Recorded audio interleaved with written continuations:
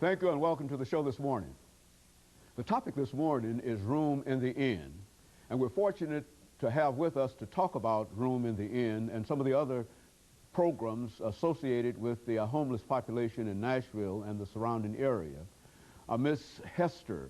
Ms. Hester is a coordinator of the Room in the Inn program for the Room in the Inn, and of course with Ms. Rachel Hester is Ms. MDeMoss1.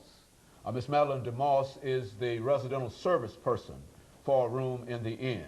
Of course, Ms.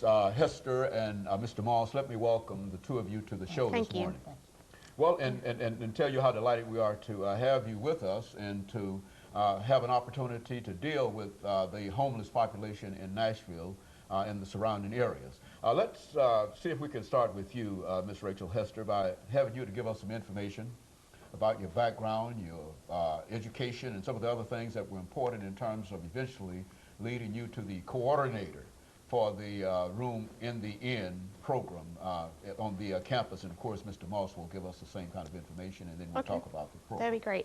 I actually, I was raised, I'm a preacher's daughter, so I was raised helping people all my life. And when I came to college in '89 at Trevecca, I was going to never do that again. And what happened was very quickly I learned that that is part of me. It's in me. And so I became interested in my congregation the next year, 1990, interested at the downtown center, and I've been there ever since.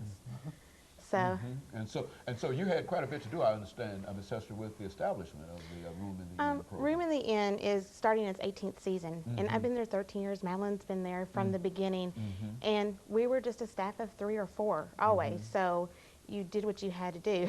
Okay, very good. So. And Mr. Moss? I actually started with Room in the Inn at Holy Name. When the first year, there were only 4 congregations that participated, and we brought people into.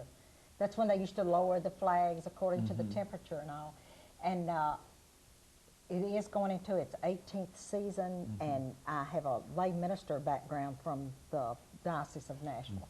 But I was just a person at Holy Name and got involved in food, Charles Strobel, and I've been with it ever since. It is something that gets into your blood, and you can't give it up. They become family. They become a part of you.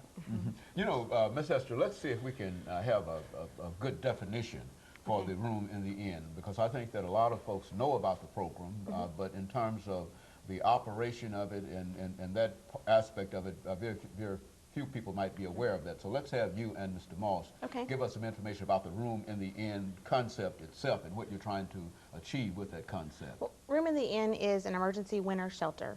And I think what makes us unique from other shelters throughout the country is that we are not in one major building.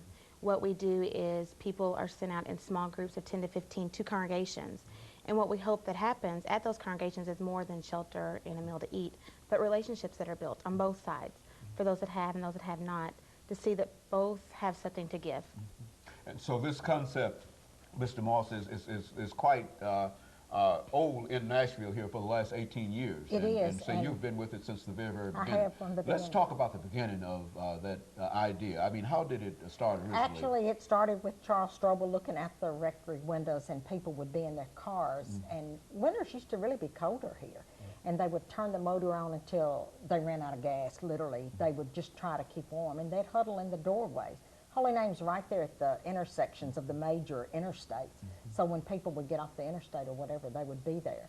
It also had the Loaves and Fishes program that was located at the church.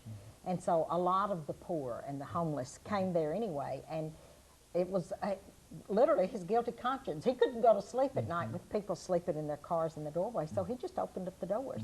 And he started it really just opening up the doors and going from there. And so that first winter, he had 4 congregations that joined with him when he shared the ideas. And it has grown from 4 to 156 congregations that participate.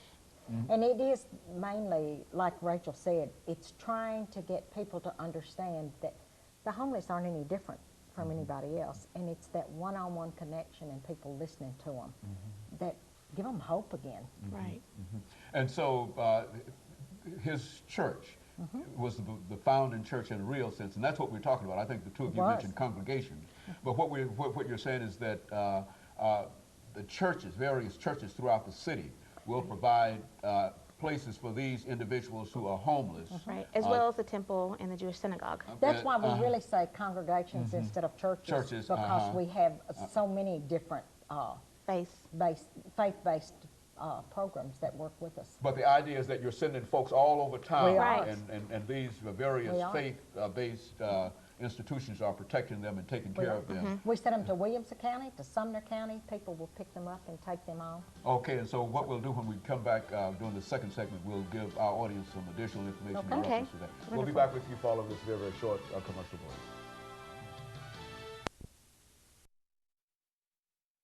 Talking to Ms. RHester.